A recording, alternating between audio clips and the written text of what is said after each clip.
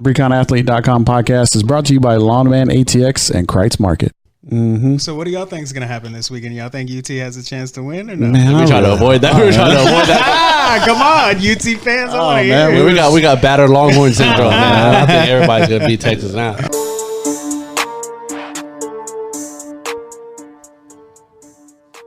Recon Athlete podcast, episode number 23. It's the Jordan episode. I hope it's 23. We're 23, right? 23 years young. All right, 23 years young. 23 episodes young. Chris Sanchez, Zach Lucero, Paul Rodriguez, of course, Mr. Colunga up in the house. John, thanks for coming in tonight. And we're on. You got us on your Facebook Live right now, right? Facebook Live, but just you though, right? Yeah, just me. Oh, okay, that's all right. That's all right. It's cool. We'll get all the rest of us next time. So Zach's coming back. I'm back. I sent Zach a friend request. He denied it. I did? No, I'm No. Yeah, I was about to start making up excuses. I was like, well, you know what happened was I didn't see it. But yeah, I didn't see I it. thought your name was spelled different. dang, straight. I was like, up. John didn't even give that out the bag on the drive up. He was sandbagging on me, bro. I was just messing. And John's a master of the save it for the podcast. Yeah. For the mic. Then Zach, you coming back from you were day to day, or you were questionable last year. You were out last week. I was out. And then questionable. I was on the IR for a whole week. Yeah. And the week before that, I was day to day. Yeah. Because I had some prior obligations, but Right. I'm back. I'm back and I'm better. Yeah. And so Zach, couldn't make any. He did call in on Saturday. You did, right? Yeah. Yeah. I was gonna go longer, but Paul cut me off. I don't remember. That episode. We remember the whole episode. Chris was more pale than he usually is, so I was trying to get him off the mic. Yeah. I don't know. Mom, Dad, no, it wasn't. Some flu shots. It was some flu shots. All right, we're gonna do some college football, high school. Is it last week, right? We're in the last week of the regular season. Man, it just flies by every season, man. So last season of the high school football inaugural Recon regular season coverage. That's what's up. It's last week. That's already. I mean, we're on episode 23, so man, our very first last week of the season. That's a good point. These are all our firsts. Yes. You know, Milestones. Man, we just be hitting them left and right. So we do college, we do high school. We're gonna do some NFL. I'm gonna let Paul do his little Dak Prescott ripping that he wants to do. You got it ready, right? Man, I've been ready since Monday night. Halftime of Monday night. I've been ready to go. The Cowboys are winning. The Cowboys win the game. Yeah. And Paul's over here like, man, I'm just gonna rip into Dak Prescott. I'm like, all right, man. Dang. I was like, didn't they win the game? Truth. So make sure you listening right now. Make sure you stay to the end because Mr. Paul Rodriguez is going to give us his Dak Prescott rip. All right, college football playoff. When did this thing come out? Tuesday night? Monday? Yes, sir. Tuesday nights. Tuesday night. Yep. I still haven't even seen it. In between the college hoops games. Which I didn't see any of that either. I totally loved Zach's response whenever I posted it on the messenger. It was I told him, I was like, please say that exactly on the podcast. Yeah. I don't know So if he's going to. that's the first time. Oh, my bad. I'm hitting your camera over here. Okay. So this is the first time I'm looking at it. I did know that Ohio State was number one. This is the college football playoff rankings. LSU's 2, Alabama 3, Penn State at number 4, Clemson number 5. Really? Is Clemson not undefeated? They are undefeated, but their schedule is really weak this year. And the point, easy. And the point that they made on the broadcast of the college football playoff, like rankings reveal that they do, was that Clemson could care less because they know everybody in the top 4 is going to play each other before the end of the season. Well, Clemson's pretty much guaranteed to make the playoff. But do y'all think they can handle number 1 or number 2 if they got to face them? Yes. Oh, yeah. They know nobody's going to challenge them in the ACC, and they're comfortable with that. And they know that the top 4 teams are in the same two in the same conference, so they're going to weed themselves out eventually. Like Clemson could end up as a 1 or 2 seed just because of their schedule. Yep. Because everybody, theoretically, everyone in front of them could have a loss. Yeah. By the time we get to the playoffs, and they are. I mean, they are. Man, see, that's. See, because I always thought, I'm always like, man, I don't want it to be driven by the commercial success of the numbers, but that's what this is. The only numbers that back up this ranking for one team is Penn State. Penn State is top 10 in offense proficiency, defense proficiency, and special teams proficiency. Like, none of those other 4 teams can say that. Like I think the top 4 is who it should be. Maybe not necessarily in that order, but I think Clemson should be on the outside looking in. But I agree with the point that they made on the broadcast that it really does not matter. Because they're going to end up in the top 4. Like they don't play anybody. The ACC is so weak right now that they're basically guaranteed. A free pass to the playoff. I thought that based off the way this was structured, the College Football Playoff Committee is merely trying to protect themselves and insulate them by saying, look, let's just go ahead and name these top 4 teams, which nobody can really argue with, but they're just going to play and beat themselves out of those positions, so it's not going to really matter at the end of the day anyway. Because Clemson's, I don't know, what year am I in? Am I wrong? Is Clemson not the defending national champion? Yes, they are, but their schedules aren't that They great. haven't had any marquee games this year. Their non-conference was no good. A&M's game early means nothing right now. They're the Patriots of college right now. So 6 champions, easy schedules. So all right, let's just say this. If Clemson was, I don't know, if they had if they were the Golden Gophers, let's go ahead and read. Let's say they were they named, if they were named Alabama, you think Alabama would be at number 5? I mean, no, Alabama is. If they had that legacy, is what you're saying? Yeah. No, I don't think they would be. Alabama played the same schedule as Clemson, and they're number 3. Yeah. So go ahead and read 6 through 12, and we'll talk about the next. All right, 6 Georgia, Oregon 7, 8 Utah, 9 Oklahoma, Florida 10. I personally, I think that's where these rankings should end. Like, who cares anybody outside the top 10, right? But so I don't know, man. Minnesota Golden Gophers are undefeated. They play in the Big Ten. They ain't like a chump schedule.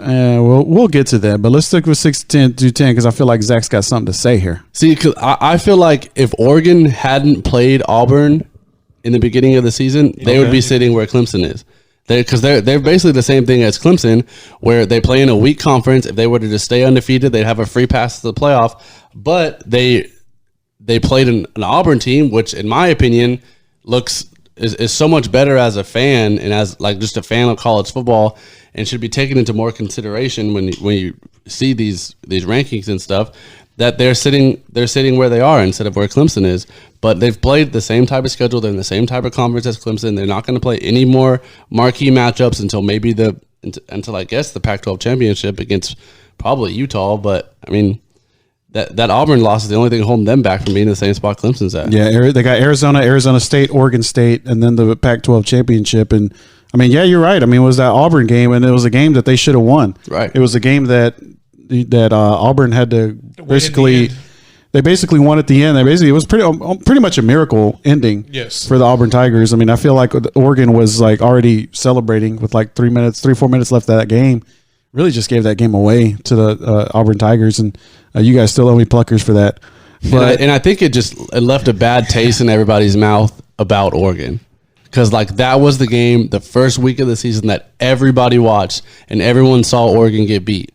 If that game wasn't as prime time as it was, if that game was another Pac-12 after dark game, Oregon I think gets more respect. But because that loss was so much in the limelight, they're sitting as far down as they are. I wouldn't be surprised. surprised. I think Oregon is one of the best teams in the country. I agree with you. They have the best NFL quarterback prospect in the whole nation right now that's going to be coming out in this 2020 draft. And even his hype has kind of died because of that Auburn game. Well, and I think that makes them a great dark horse for going into the college football playoff, potentially as a 4 seed, if the way these things shake out for the SEC, which I know they're definitely going to shake out in the Big 12. I don't think Ohio State's going to sit there. I don't even think Ohio State gets in the dance. I think Penn State ends up beating them totally. And I know Chris is over here shaking his head, but when you and I'm not a metrics guy, but I understand winning and what it takes to win a game, and it takes 3 phases of the game, and Penn State's the only one who's in the top 10 proficiency in each phase of the game. Man, I ain't talking about no proficiency. I'm talking about what's up on the field, man. And on the field, I go by eye tests, and I've seen these teams play, and I don't know. I've been an Ohio State believer since like week 2 or 3. I was like, Ohio State should be number 1. We can put another bet on that Ohio State Penn State game. I don't even know when that game is, but we can do that one. November 23rd. We can do double or nothing on pluckers. As far as the Oregon Ducks go, I mean, I'm in agreement with you. I mean, Pac-12, they just don't get any love, right? They're never going to get any love when you're the Pac-12. It's because they play so late. Yeah, that and like they just everybody scores a lot. The allure of that conference has kind of died as USC has kind of fallen off. USC, Stanford's off. I mean, they have to have those two teams at least. UCLA. I mean, they have to have those big marquee names to be able to or be doing well for the Pac-12 to be recognized nationally. Yeah, I think. Yeah, get any kind of love. I mean, the only thing and you're right about the quarterback, Justin Herbert. The only thing I don't like about him is how he pronounces his name. So based off the spelling. Yeah, because it's Abear. But I think it's pronounced Abear. I'm sorry, man. What etymology is that, Chris? It's French. Is it? Yeah. I didn't know that. It's French, man. I just thought it was Herbert. Man, come on, man. You from Texas? Yeah. Man, you ain't too far from the bayou. Germans, bro. I've been German. It's like Hispanics, Germans, and then Louisiana way over there. The bayou is French, dog. Right. Louisiana's way over there. Hey, man. We got Thibodeau's. We got Melançons. So man, are you? Anyways. Does that mean this weekend? Anyways. Does that mean it's not supposed to be Orbe, like sherbet? Sorbet? Sherbet, yes. So we're going to start calling the Henrys Henrys? Is that what we're going to start doing? Yeah, like Thierry Henry. Gosh. But anyways, back to Oregon. Back to football. So I think bring us back, Zach. Bring us back. I think the way that things are shaking out right now, you're looking at two teams from either the Big Ten or the SEC are going to end up making the playoff. I think so. But unless Utah keeps winning and Oregon keeps winning and Oregon, because there's no way Utah's getting it. No, there's no way Utah's getting it. Even if they beat Oregon and if they only have one loss, they don't have that Auburn game on their schedule like Oregon did. Mm-hmm. So Oregon needs them to keep winning and Utah to keep winning, and they need to handle Utah in the Pac-12 championship for them to have a chance, in my opinion. Well, there's more teams down there that I want to talk about, but I know we need to keep this thing moving. We got plenty of time. I think the top conferences minus the Big 12 and that Power 5 get in, and I think you'll have equal representation. I don't think there's going to be two teams from the same conference because of the way these games are going to wash out. I think LSU beats Bama, and then they beat Georgia in the SEC championship game, and puts everybody to bed because Georgia's sitting right there at number 6, and that eventually gets them out of contention. All right, Colunga. What's up? You got anything to add? You good? Oh no, I thought we were going to talk about UT and see if they were going to make it. Oh man, we're getting there. No, we're getting there. We're trying to talk about the top 25. UT ain't even on. I'm a UT hater. That's why I'm just talking. You just waiting. You just waiting. All right. So I mean, like I said, just a few minutes ago. I think we stopped at 10 there. Yeah, but that's where the rankings should stop, right? I mean, like, does anybody? I got beef with just the rankings in general, man. Like the college football ranking. Yeah. So looking at the rest of them, I keep thinking Chris is going to do the rest of it. I'll do it. Auburn 11, Baylor 12, Wisconsin 13, Michigan 14, Notre Dame 15. Any issues there, Zach? Go to 20. All right. Kansas State 16, Minnesota 17, Iowa 18, Wake Forest 19, and then Cincinnati is 20. Okay. Cincinnati, Wake Forest. Bye. They don't even matter.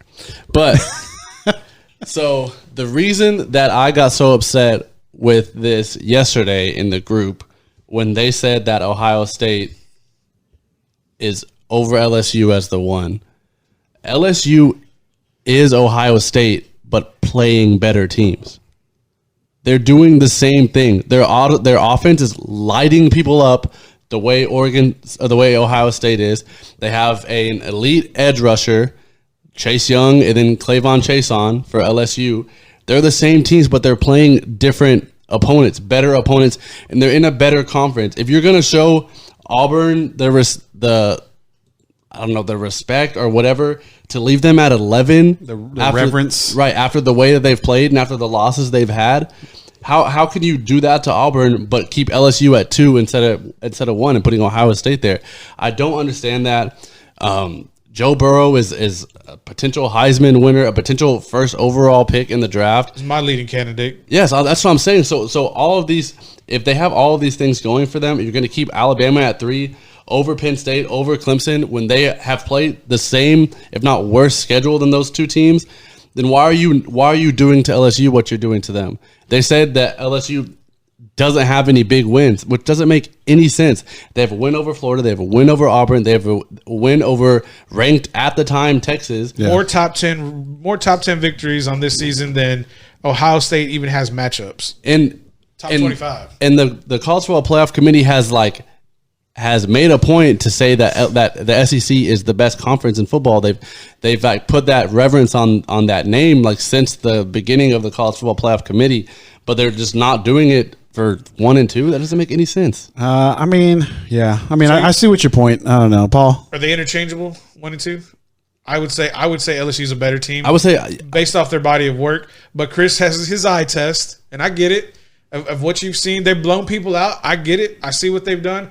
But you play a top 10 team, and then we'll see how things fare. And on the November 23rd, we'll see how they fare against Penn State. I wouldn't say they're interchangeable. I definitely think LSU is better. I think it's close, but I think the bigger gap is between 2 and 3. I think those top 2 teams are up at the peak, and then there's like a big old gap before you get to 2 and 3. You think that Clemson is that far away also at 5 compared to LSU and Ohio State? Yeah, I think so. All right, so Ohio State got Maryland, Rutgers, Penn State not till the 23rd, and then they're at Michigan. So Ohio State's got a few weeks until their schedule is very, very backloaded. Yeah, until we're really going to see what they're really made of, I guess. But I mean, I don't know. I mean, just the way that they've done what they're supposed to do with their schedule. Were they supposed to roll Wisconsin like that though? I mean, was Wisconsin supposed to lose to Illinois? I guess you're right, but still, I don't know. I think 1 or 2, LSU could be 1, Ohio State could be 2. It really doesn't matter to me, but I mean, I'm just more stuck on the whole Clemson thing being outside the top 4. I was just defending national championship. I just feel like if they were LSU or defending national championship, if they were Ohio State defending national champion, if they were Alabama defending national champion, they'd be in the top 4. They'd probably be number 1. But with just changing the name, I'm just saying. But Alabama by now would have played somebody because they're in the SEC. They would have already played somebody. I think this is purely a strategic move by the College Football Playoff Committee to insulate themselves. And I really believe that they've had the past few years to figure out because they've seen so many 2-team conference teams getting there like the SEC does. And I think they're like, how do we figure this out? How do we use the structure of the rankings to keep it more interesting as we go down the road rather than just put who we think needs to be up there now and let it play it out. That's just where I see it right now. And that's just me being a little bit analytical and reading into it. I know, Zach. I'm pulling up their schedule right here. I know you can see it. And I'm just trying to look for one team on Alabama's schedule so far that makes you say, oh, man, that was just an awesome win. I mean, they worked South Carolina, who beat Georgia. I mean, yeah, but I don't like doing that whole playing that game, man. I don't like playing that game. Well, we're gonna find out on Saturday I'm just saying, I feel like Clemson played a similar schedule to Alabama, but I just feel like just because of the name, they're not getting that respect. I just think they're not getting the respect. I'm just saying, if they were Ohio State, if they were LSU, if they were Alabama and they were defending national champions, they'd be in the top 4. And I think you guys are right. It's going to play it out. But I just think, this is giving Dabo Swinney and his crew. Makes them very dangerous. They're gonna be so dangerous now. They'll be next week, Tuesday. They'll be in the top 5. They'll be in the top 4 with the loss. Because that's why they said they didn't care. But this is motivation. It should. I hope they use it that way. This is motivation. I hope so. This is huge. If I were Clemson, I'll be so upset right now. That's Recon's favorite team. It is. I feel bad. But I think the committee is just too posh to put a team like LSU with that coach and that kind of the history of that program to put them at number 1 over a team like Ohio State. All right. Well, we'll see. They'd rather put those women beater coaches ahead of LSU, which is saying a lot. Dang. That boy got personal. I know, right? Golly, let's move on. Transition. University of Texas Longhorns had another bye. When did everybody have 2 byes? When did that start happening? They coming off a loss. Did they lose last time? Man, I just lost that. Kansas. No, it wasn't Kansas. That's who they played. That's who they played the weekend They before. lost to TCU. They lost to TCU. And they got a week off, and now they got Kansas State Chris- coming to town. They gave everybody Chris amnesia. redecorated. Didn't watch any football. Didn't watch any. I redecorated my walls. Didn't watch any football. Burning that midnight oil. And man, I'm telling you, I'm gonna let Redecorating can be hard though. It can be Strenuous at times. Colunga. I know you're my Longhorn hater. I love you, bro. They probably gonna lose this Saturday. Yes. Tell me why. Tell me why, Colunga. I got an Tell me why. announcement too. Tell me why. Shout out to my boy Logan at US Foods. He got me tickets to tailgate this weekend on Saturday. Me and my boy Big Paul gonna be going out there drinking, Okay. eating and stuff. So What? we didn't get no tickets to the game this time. Last time I got tickets to the LSU Y'all don't want game, and that tickets. was They have dope. to buy tickets from a scalper for $11. They're gonna be cheap. They're gonna be real cheap. You know what I'm saying? We probably could get some tickets out there for You cheap. could trade a sausage for some sideline Like, I got a passes whole over brisket there. for 3 tickets. Let me get 3 tickets. So yeah, you gonna be at the tailgate, you and Paul. What do you expect to see if y'all get into the game? I don't know, man. Like they might fight back because they might be ticked off for losing these past few games, man. I knew TCU was gonna take it to them, but I didn't know they were gonna take it to them like that, man. Like God, Paul, what's wrong?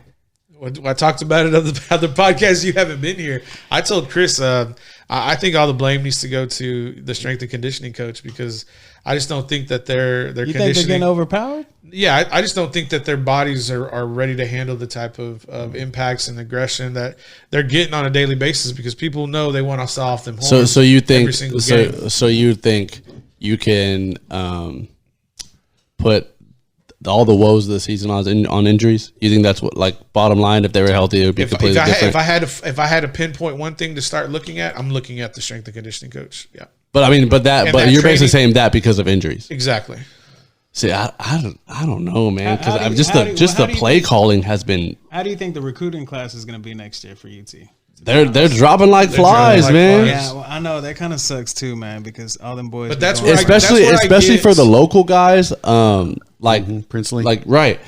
Just as someone that lives in the area, all you hear is just Texas sucks. Right. Well, they picked one up last night. Dejon Harrison at a Hutto receiver got just committed last night. Shout out to Dejon. But what I was going to say was we wanted to know what's the bugaboo. And the bugaboo for the Horns was the injuries. And I'm like, well, let's break it down even more. And it's like, where do we fix the problem? We obviously have a problem.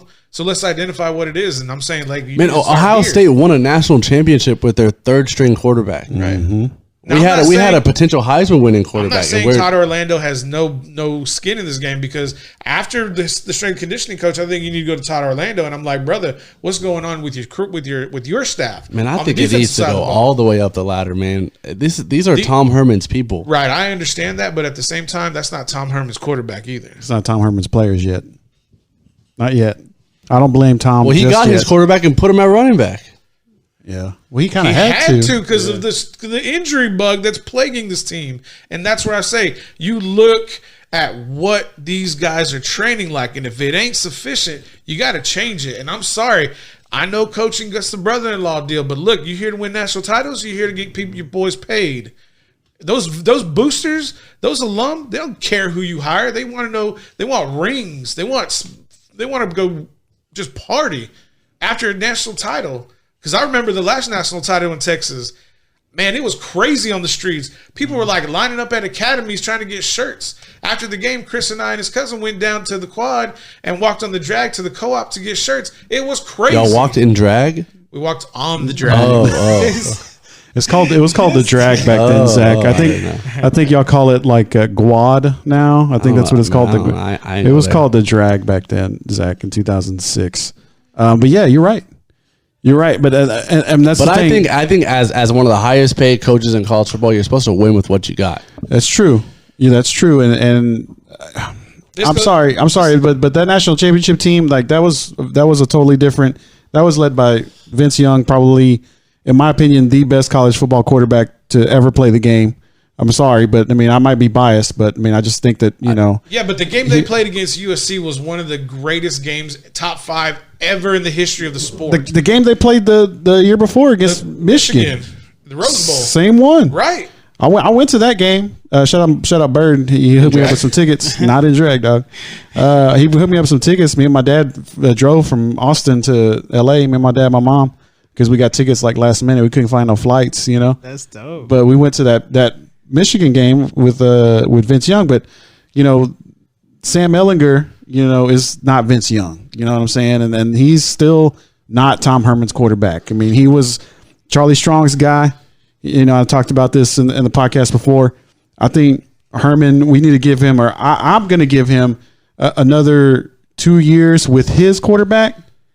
Just see what they do with his offense, because I mean, yes, injury bug everywhere, but we know that they have to score touchdowns and score a lot of points to win right now, because the defense is so, you know, they're so hurt right now that we know that they're going to give up a lot of points. They're going to give up a lot of points on Saturday. But they're going to give up a lot of points on Saturday. So they're going to have to score 40, 50 points to win this football game. So you have to go out there expecting to score 40 or 50 points to even have a chance to win this football game. So we're talking about Vince Young was the last guy to do it at Texas.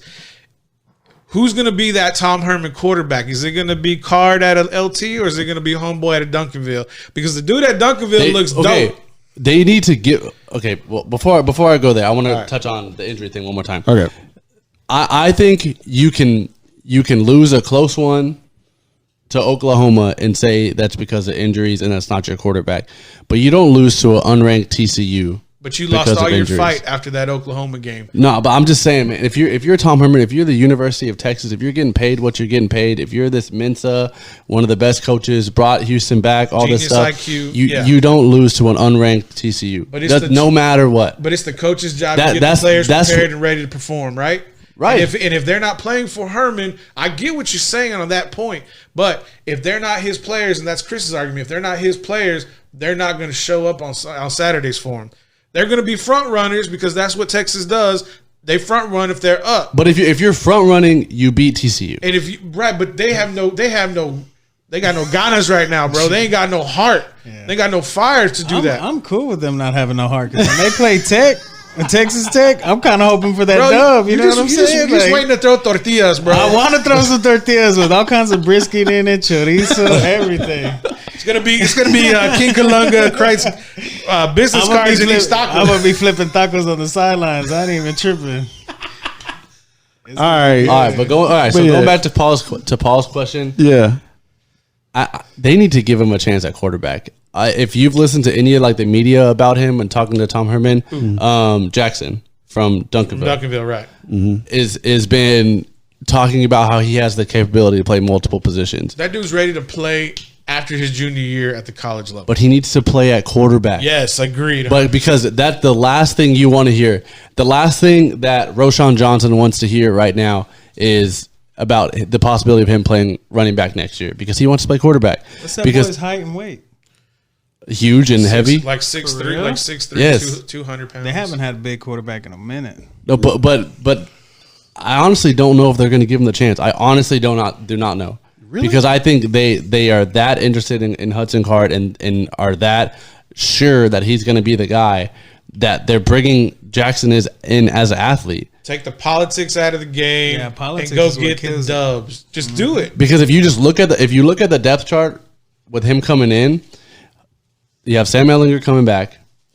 You have Hudson Card, who has gotten all of the hype. He's a local guy. He's pretty much Sam Ehlinger 2.0 in that sense of kind of his recruiting process. I mean, but not players, right? Not his style, not his style. Like when it comes to a high recruited guy out of the area, I get you.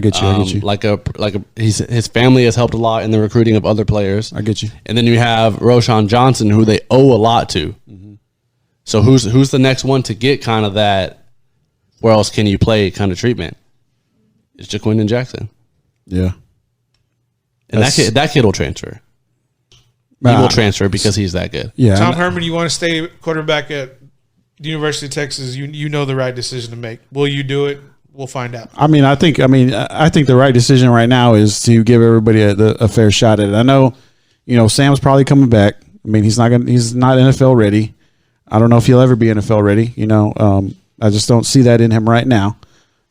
He's got another year. He's a junior this year, right? To be senior next year. Yes. So he's got another year, and I think that after next year, that spring of 2021, they're going to have an open quarterback competition. It has to be completely open though. For Tom Herman to be able to watch Jaquindon Jackson and come back to the media, like in my head, to pull up a highlight on his phone and watch it, and then turn on the mic and talk to the media and say this kid would make a great tight end.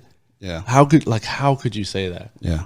No, it's and it is politics, and I know what you're saying. I just think that, I mean, you have to have an open competition. You have to have an open mind, and you can be the smartest dude ever, but if you're not a manager of people and players, then your teams aren't going to do anything. And I think he has to be selling to these two guys coming in that they're going to sit out next year because Sam Ellinger is the guy. Yeah, and I think he's done a good job of that. They have to understand that. But after that, if they're doing anything other than competing for a job, they're going to leave. Yeah, and I think that he has to. And I mean, you have to have open competition, and you have to be. And it has to be open, because I think a lot of times when they say open competition, that doesn't really mean it. I mean, but you have to be self-reflective enough to be like, you know what, I'm going to give all these guys the same shot, even though, you know, politics around me is saying that, you know, Hudson Card or this other guy is going to be, you know, the front runner. I think I have to, as a coach, if I want to be able to go out there and shout out to Casey Thompson, he's still there too. Put a team out there that's going to win and have a shot at winning a national championship, then I got to give everybody a great shot at this. Because potentially this does impact your recruiting in the future, because there are going to be more than one quarterback that's interested who's a 5-star kid, and you need to be able to manage that. And if you want to be able to manage it, don't look at a lot of different coaches. Just look at one who was able to do it in Nick Saban, how he managed Jalen Hurts and Tua at the same time. And I think if you really want to get into politics when it comes to like recruiting pipelines, I think if you lose Jaquindon Jackson, you're really hurting your Dallas, like DFW area pipeline. Dude, yeah. Because Jaquindon Jackson was like the first one to start that whole like Dallas to Austin movement, and to lose kind of the headliner of that, they already missed out on that, on the cornerback from Duncanville as well, the safety, and I think that'll really hurt that the recruiting of that area. That'll make them go more up north, right, down south. Mm-hmm. So what do y'all think is going to happen this weekend? Y'all think UT has a chance to win or no? Man, we're trying to avoid that. We're trying to avoid that. Come on, UT fans. We got battered Longhorn syndrome, man. I don't think everybody's going to beat Texas now. Oh, man. You know, I think Texas, hopefully they'll have enough pride to be back at home, have a couple of weeks to get some players it's really back. A bounce back game. I think it's going to be competitive. Caden Stern's supposed to be coming back, right? The safety's supposed to be coming back. There's supposed to be a lot of people back this weekend. So I think, you know, they're kind of like similar to Dallas Cowboys. Once you're back, you know, full strength, you had a couple weeks off. Everybody's, you know, had some time to think about how embarrassing it was the past few weeks, the way you played. Don't get me started, Chris. And then hopefully, you know, there's enough fight in this team to get a win, because this would be a huge, at this point in the season, this would be a huge win for the Texas Longhorns. You know, just to kind of get them ranked going down. You know, because they got to win. Yeah, it'd be a ranked win, and you know they've got a few games left, and you know hopefully try to salvage the season, because I mean right now that's all they can do. So we'll see. I mean, I'm hoping the Longhorns win, but I don't know. I ain't trying to put no money on it, dog. I'll probably be too gone by the time the game even starts. I ain't gonna lie. Hey, U.S. Foods always hooks it up with some good grub and good drink all the time. So that's what's up, man. I'll try to meet y'all out there. All right, ReconAthlete.com podcast episode 23. Chris Sanchez, Zach Lucero, Paul Rodriguez. We got King Colunga in the house. All right, finally, or no, we haven't even got into high school football, did we? Dang, man, y'all fools won't stop talking. Vista Ridge Round Rock playing on Thursday night. Round Rock pretty much got to win this game, right, y'all? 13-6A. Got to win. Got to win. Vista Ridge is already in. How long do the starters play? Paul, you play at least till halftime, but I think they'll probably go till the beginning of the fourth quarter, and then they'll pull them. Think so? Yeah. Zach? Man, last year, Vandy played Stony Point, the last game of the season. The starters played the whole game. That was to clinch a perfect season, but I mean. And that's exactly what Vandergrift got this weekend. So let's go ahead and talk about that game. Vandy, Stony Point. Vandy at home, 9-0, trying to, you know, have a second undefeated season in a row. They playing the whole game? All the starters? Yeah, Coach Sanders is going for the win. Is anybody have any nagging injuries that they're going to need to kind of rest that you can think of? I mean, not really nagging injuries. No, I mean everybody's pretty healthy. The team you're going to get against Stony Point is the team you're right now with in the playoffs. Yeah. Okay. Nobody coming back. Nobody this is going out. All right, so Stony Point, Vandegrift. That's going to be a good game. That's going to be Friday night. That's 13-6A. Vista Ridge, Round Rock on Thursday night. Also Thursday night, Conley, Georgetown in 11-5A Division I.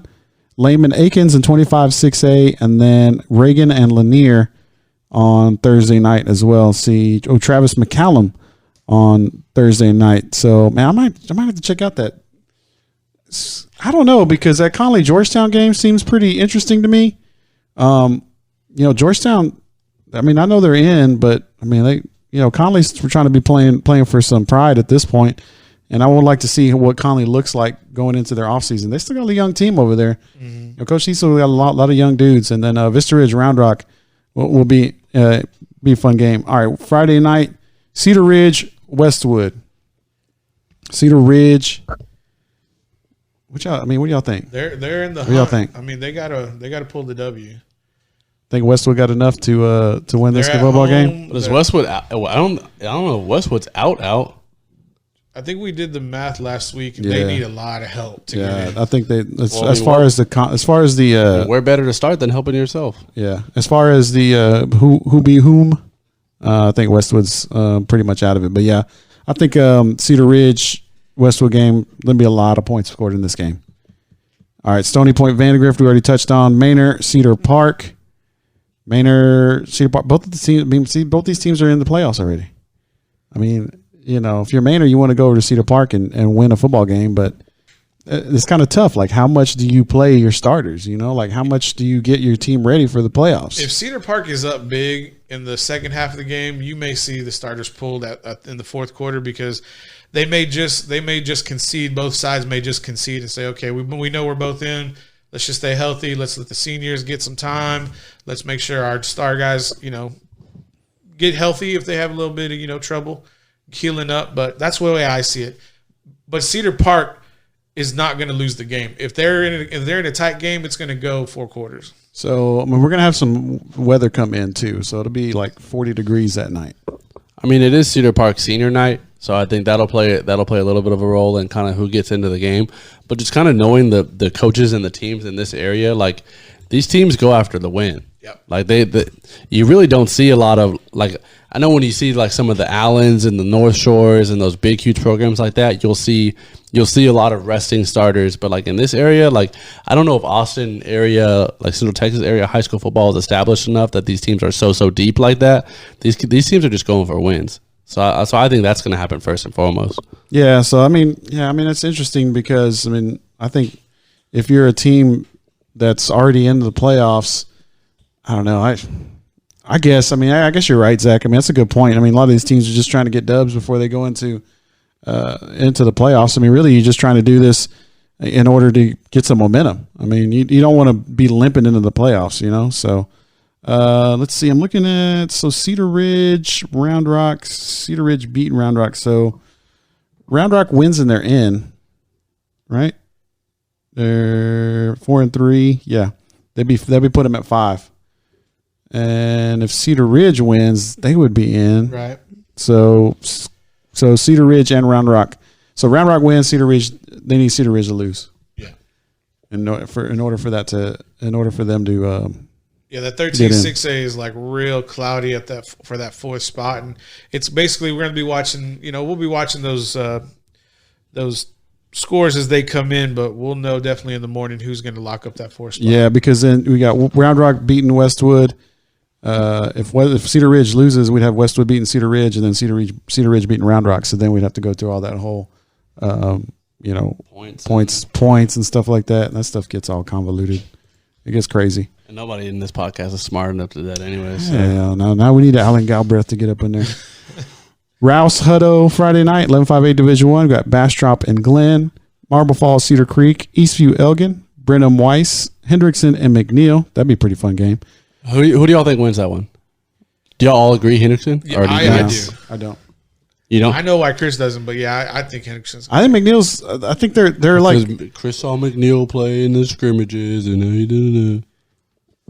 No, I just think they're kind of they're growing as a team right now. So you're putting a lot of weight on the STP victory. Yeah, I think defensively they're doing really good, and I think Henderson offensively, Thursday last week. Yeah.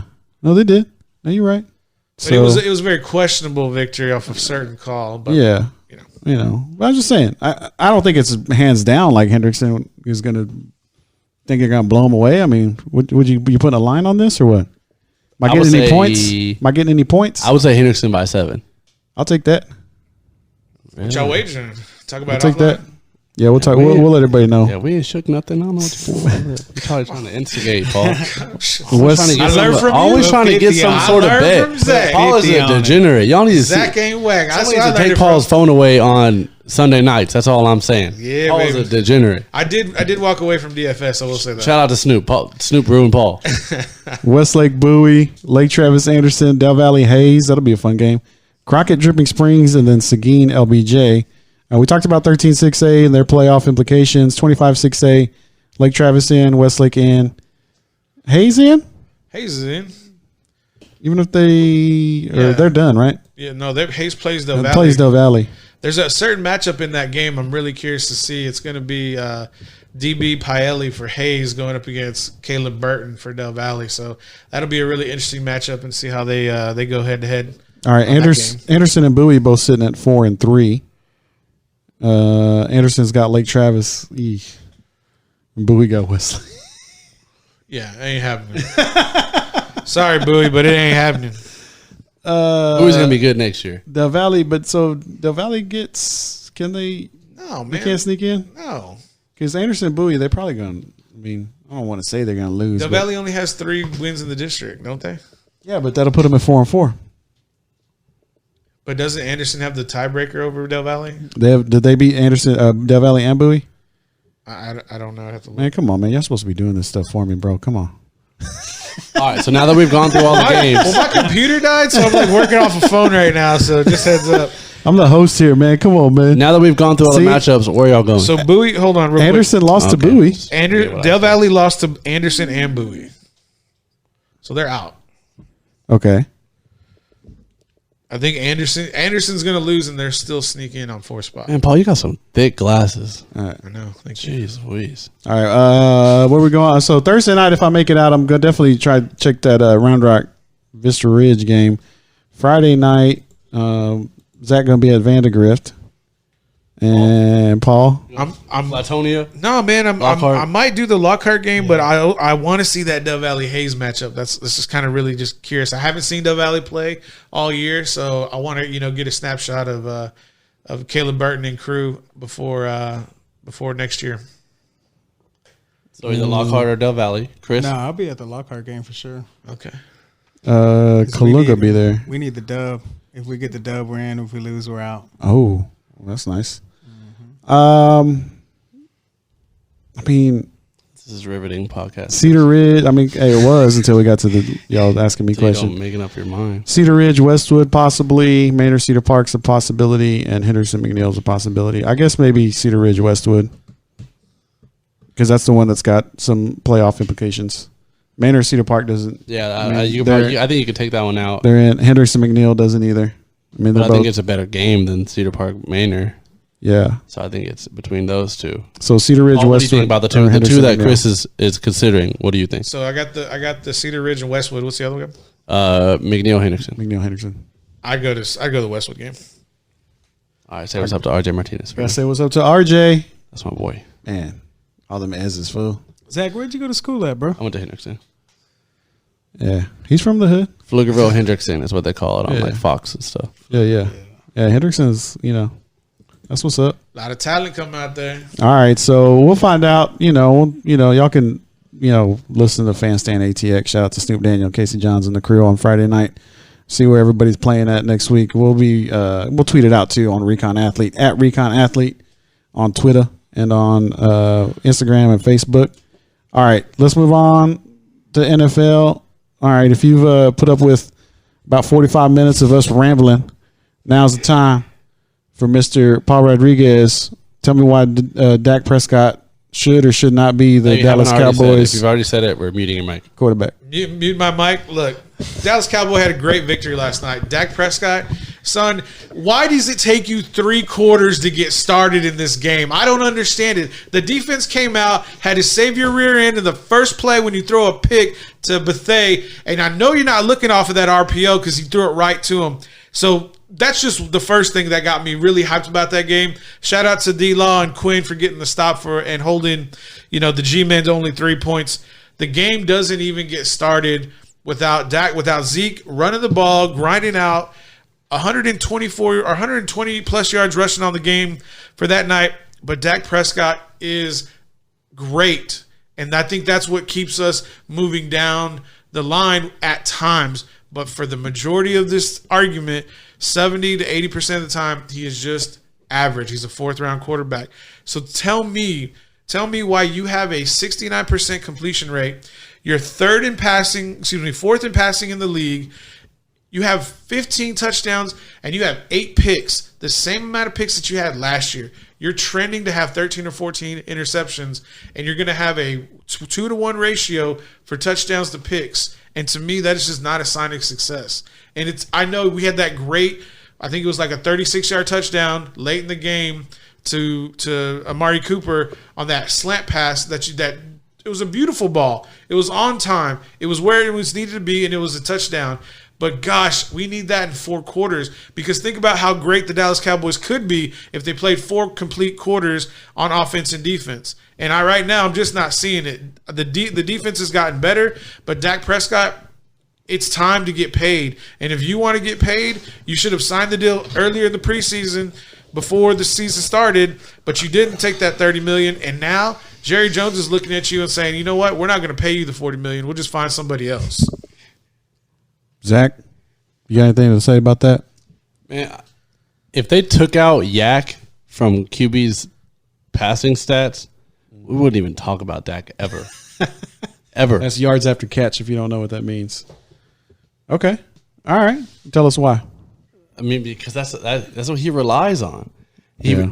Like, everyone talks about how Dak finally has a reliable receiver, and once you got Amari Cooper, he's better, and all this stuff, and you can't take any shots at him because before that he didn't have anybody that was an elite talent receiver.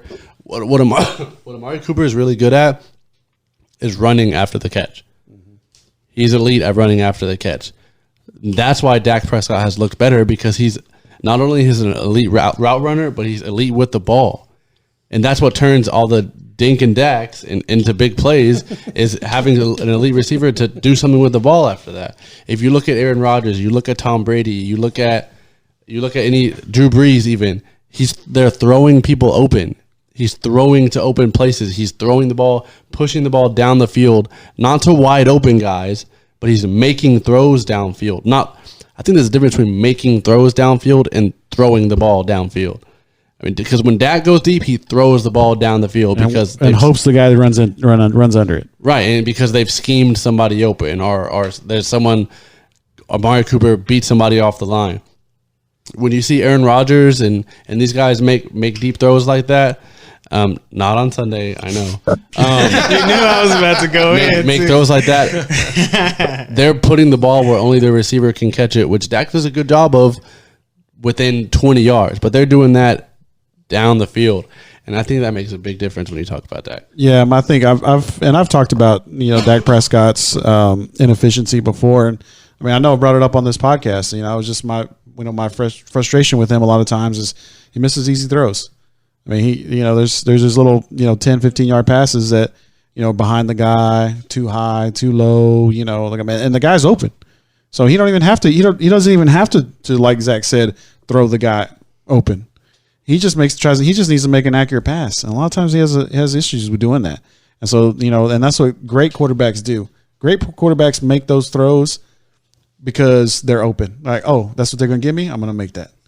Dak misses that sometimes. Like, you can't be missing that if you're going to be a great quarterback. Like, who was Michael Thomas before he kind of had a coming out party with Drew Brees? Before he was the highest paid receiver with the Saints? Right. Yeah, exactly. Nobody. Who are any of the people that Tom Brady throws to? You could play lacrosse. You could play quarterback. Receivers, pulling them and taking them to New England. Who is Marquez Valdez Scantling? Yeah. That guy's name doesn't even fit on the jersey. Geronimo Allison. Yeah, okay, that's my favorite player. You need to chill out.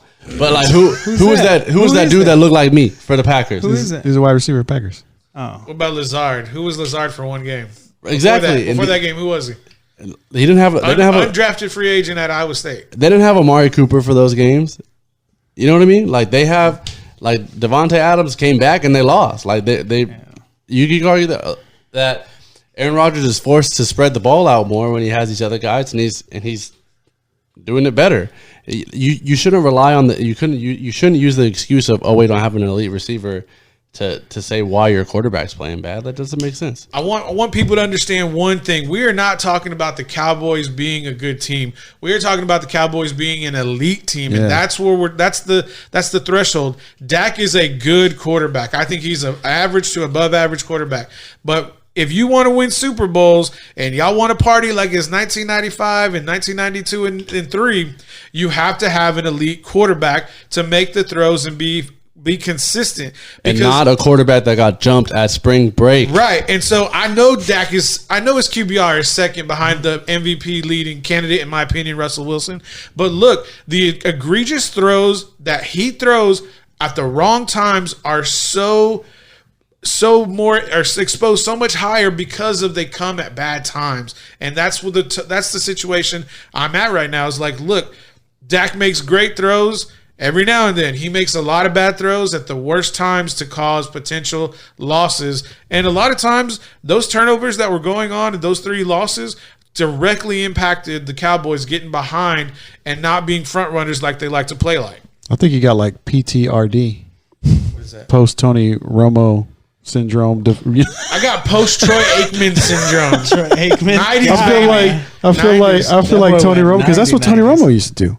Remember Tony was awesome, man. Love Tony Romo. But nobody ever argued that Tony Romo was an elite quarterback. Yeah, but then like he would always make those bad throws and be like, Tony, what are you doing? No. He makes some bad throws, man, but that boy never was given a defense. Or an offensive line. But I'm just saying, like, argued like the people argue for Dak.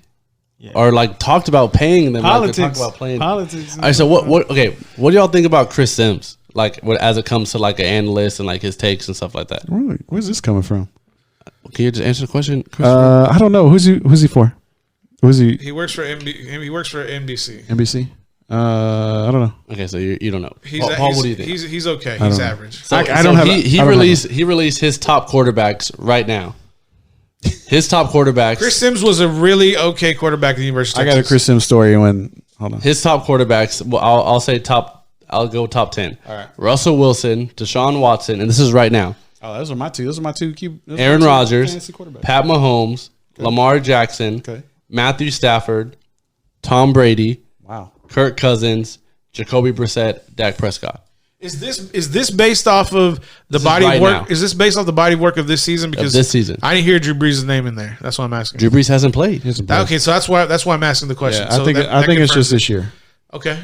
And Brady's that low because Jackson just beat him this past Sunday. That's why. And Tom Brady hasn't looked that good. And you made the argument earlier. You said they haven't played anybody, so he hasn't really had. You know what he's become this season? He's become what Peyton Manning was his last year with the Broncos. He's just managing the game, but they're getting to him. The Ravens they exposed them fools. They were getting to him, boy. He hates getting hit. I think the Bills exposed New England a few weeks ago whenever that offensive line was just so bad. That's where that all came from. They were getting at him. I mean, I don't really. I guess I don't have. I'm not mad at that at all. Yeah. I guess the only thing I guess maybe Tom Brady, but I guess if you're only looking at, he needs to be higher. Well, I mean, I think so, but I think if you're only looking at this year, I mean, I can see. Was Garoppolo on there? Garoppolo is 15. Oh. He might be moving, but he hasn't done it. Well, these past 2 games he's been throwing TDs, right? Like he's been really like letting the ball rip.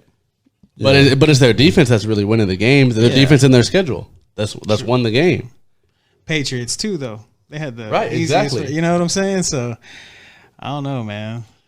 So like I'm honestly not mad at that at all, and I think it's really hard for people like Chris to be able to take out the bias. Right. It's hard to not think of Tom Brady as it's hard to say Tom Brady 7. Like it's hard to say that. Like it doesn't even roll off the tongue like that. But it sounds like a lot of metrics have been put into that list because it looks like he's just going off of statistical. data as well as like I think crucial wins for those teams in their clubs. But I mean, even if you even want to say eye test, like Tom Brady hasn't looked the way he's looked in the past this year. He looks old. He looks 40. Jimmy Garoppolo is on an undefeated team, but no one talks about Jimmy Garoppolo. Yeah. Like he doesn't. He's not. I'm kind of mad about really that catching list. your eye. I'm mad about that list. What? My boy Big Ben ain't on that thing. It's because he's hurt. He's not even playing. Talking about eye test, I ain't even seen him. I seen him on the sideline. Hey, that boy's still cold on the sideline though. You know what I'm saying? Like, hey, he made AB. Okay, AB, I'm gonna tell you that right now. He made you, bro, and you want to talk all that mess. That's why you at home chilling. Yeah. So I mean, okay. So even the QBR NFL leader. I mean, Tom Brady's at 10 right now. So I mean, I could total QBR. His is only 57.8. He's managing the offense. He's doing what he can to win and letting his defense do all the work. And there's nothing wrong with that because that's how Peyton got another ring before he retired. Yeah. I mean, he's got 2,500 yards, 14 touchdowns, 5 interceptions. I mean, take that. I would take 8-1. I mean, Colunga made a point earlier in the podcast that Clemson was the Patriots right now. Everyone kind of stopped talking about Trevor Lawrence because they really haven't needed him to win a game yet. They haven't really needed Tom Brady to win a game. Nobody saw his luscious hair on the TV no more when they stopped playing nobodies.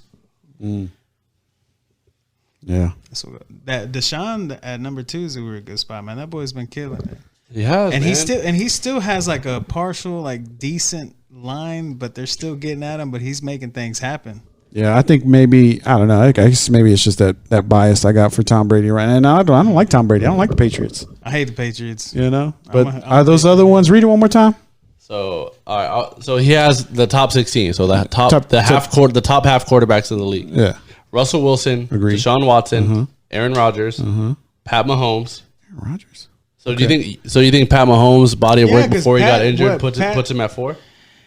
He hasn't played the last 2 games. But I think that his body of work before he got injured puts him up there. That's why I think those stats are being taken into consideration. Yeah, this is just a metric thing. I just don't know about Aaron Rodgers at Lamar 3. Jackson, Matt Stafford, Tom Brady, Kirk Cousins, Jacoby Brissett, Dak Prescott, and then it goes Carson Wentz, Drew Brees, Derek Carr, Matt Ryan, Jimmy G, Kyler Murray. Yeah, I don't know about that. You're talking about Aaron Rodgers? Yeah, I don't know about that Aaron Rodgers. I was going to take a shot at Zach and be like, after they lost to the Chargers, he should have definitely went down to 8 or 9. Well, I'll just mess with you. Well, I'm just saying, like, total QB, you know, when you're looking at QBRs, I mean, like, I don't know, man, just feeling like, I mean, Aaron Rodgers is way down there with Tom Brady. He's at 11. Tom Brady's at 10, so. Yeah, but who's at the top? Russell Wilson, Dak Prescott. Yeah, so that's true. Okay, so that throw QBR out the window. Yeah. But Deshaun Watson out there, Patrick Mahomes up there. I mean, I have to agree. Deshaun Watson, they got the dubs. Man, he's amazing. I'll take Deshaun any day over Dak. All right, man. We're running right on time. Yeah, we're right on time. We always on time at ReconAthlete.com podcast. All right. Well, appreciate everybody listening. Zach Lucero, King Colunga, Chris Sanchez, Paul Rodriguez. Do your thing. Shout out y'all. We're in drag. Ladies and gentlemen, if y'all are enjoying the podcast, please like, subscribe, and comment down below. Always turn on the bell for the notifications. We gone.